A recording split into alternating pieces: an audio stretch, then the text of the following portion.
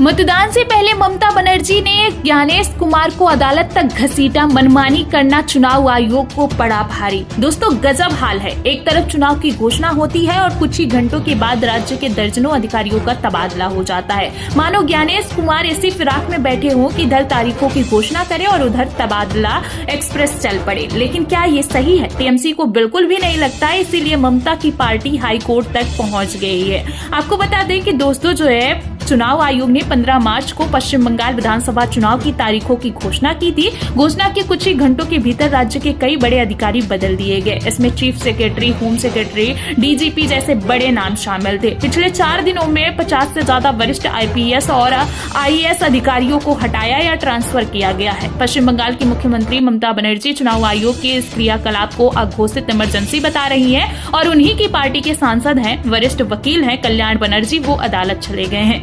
कल्याण बनर्जी ने 15 मार्च को बंगाल विधानसभा चुनाव की घोषणा के ठीक बाद हुए तबादलों के खिलाफ आवाज उठाते हुए याचिका दाखिल की। कोलकाता हाई कोर्ट में कल्याण बनर्जी ने मुख्य चुनाव आयुक्त ज्ञानेश कुमार को भी इस मामले में पक्षकार बनाया है।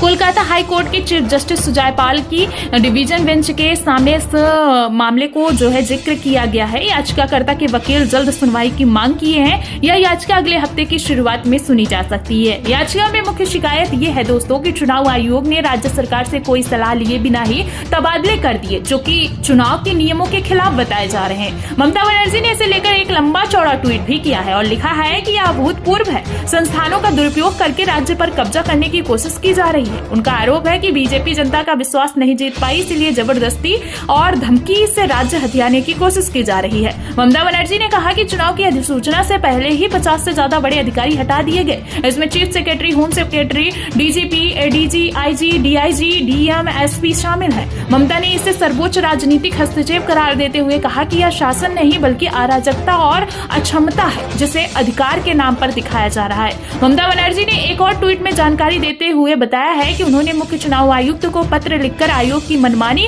और अभूतपूर्व कार्रवाइयों पर गहरी चिंता व्यक्त की है। दरअसल आपको बता दें दोस्तों कि जो है शताब्दी रॉय ने कहा है कि बीजेपी चुनाव जीतने के लिए सरकारी संसाधनों का दुरुपयोग कर रही है। उन्होंने कहा था कि बीजेपी हर तरकीब इस्तेमाल कर रही है। मुख्य सचिव को इसी वजह से हटाया गया है। जनता तृणमूल के साथ है। बहरहाल ये मामला कोर्ट में है और राजनीतिक गर्मी बढ़ रही है। टीएमसी इसे लोकतंत्र पर हमला बता रही है, जबकि चुनाव आयोग का कहना है कि निष्पक्ष चुनाव के लिए ये कदम जरूरी है। आगे क्या होगा दोस्तों कोर्ट की सुनवाई पर निर्भर करता है, लेकिन जिस तरीके से चुनाव आयोग जो है चुनाव की तारीखों का ऐलान करते ही ताबड़तोड़ तबादले किए, उससे कहीं ना कहीं ये संकेत मिल रहा है कि चुनाव आयोग जो है सत्ता पक्ष के लिए कुछ भी कर सकता है। और इसी के खिलाफ ममता बनर्जी जो है हाईकोर्ट पहुंच गई हैं और चुनाव आयोग की मनमानी जो है अब भारी पड़ने वाली है।